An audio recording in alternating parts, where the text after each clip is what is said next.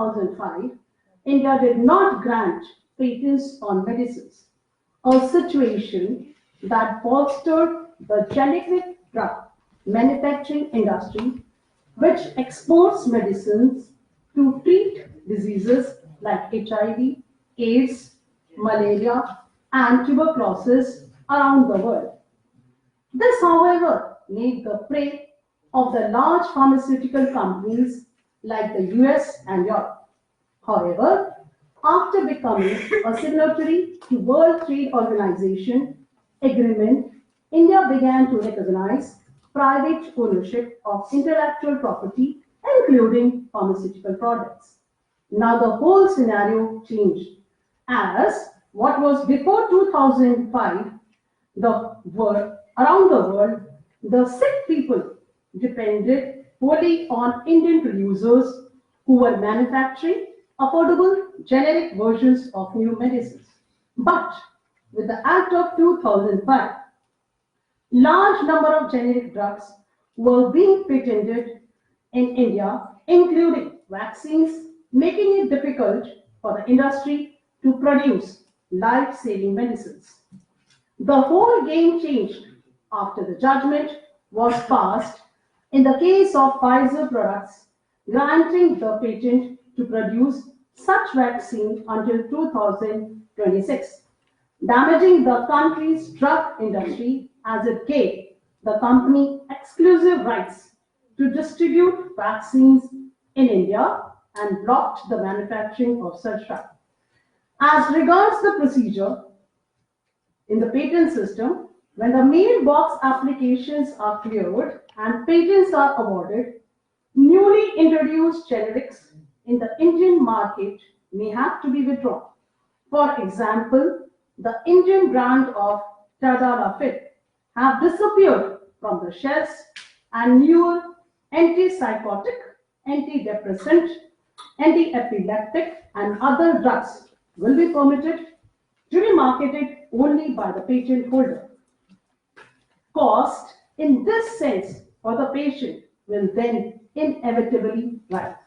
Secondly, the new drugs that emerge in the international arena will be available to Indian patients only from the patent holder. Again, the cost is almost certain to be high. Discussing the post-2005 regarding healthcare scenario, one of the major concerns among all stakeholders is the issue of the impact of the emerging product patent regime on drug prices in India and other developing countries, which did not permit patenting of drugs. First, the general impression is that drugs which are under patents are expensive compared to generic products, and once the product is in place, they will be unaffordable to the majority of the countries of the developing world, and as a consequence, their healthcare status will be affected. Based on these premises, it would therefore appear that if society wants new and better life-saving drugs, the price for that would be unaffordable to most of the patients who need them. Another issue is that the Indian pharmaceutical industry is expected to face competition from the Chinese pharmaceutical industry, as China is known for its cheap manufacturing capabilities. Now, in the Indian issue, the patent law and the Indian constitution. Life in good health and free from disease is the foremost human right and is a constitutional fundamental.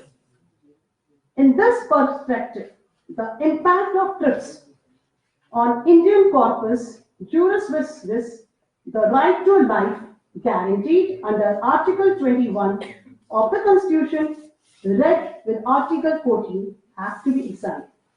Firstly, to grant a monopoly by way of patent within India without obliging the producer to manufacture within our country, but to import and exploit the market free from competing Indians is egregious, absurd, and anti-Indian. A foreign patentee can come here and get a patent and use it, not for the purpose of encouraging industries of this country, but to prevent our people from doing otherwise what they would do.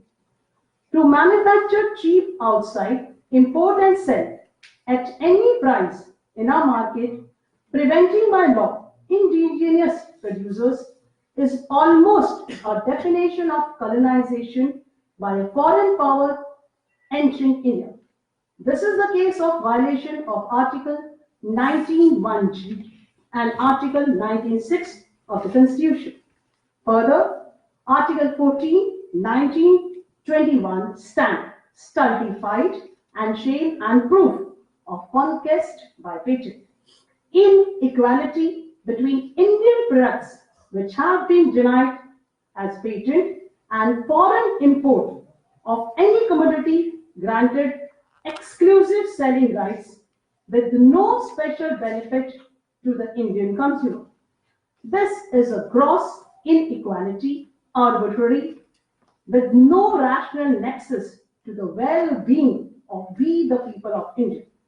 Article 19 is unreasonably transgressed.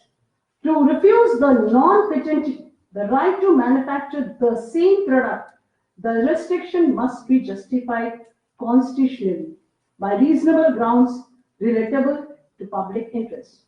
Article 21 is frustrated, giving the MNCs the power of the might is right. Thus, to conclude, the new patent regime in India has touched the hornet's nest and has in turn raised several contentious issues relating to right to health of the people, which is in conflict with the economic right of patent holders.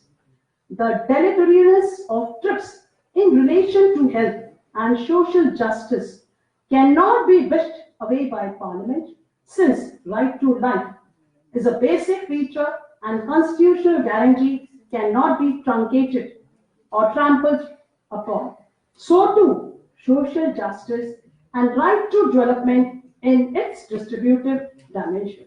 However, on the other hand, to balance and promote the innovation of the healthcare sector, which is largely dependent on patent system, it is a good approach to use resources efficiently to research on blockbuster drugs that enhance bioavailability, heat stability, reduce side effects, compatibility, safety, etc. in the area of concern in the developing countries.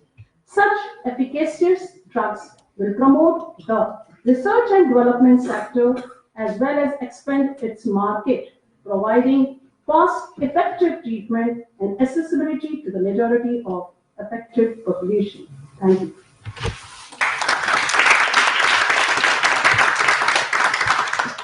Thank you so much, ma'am, for your kind words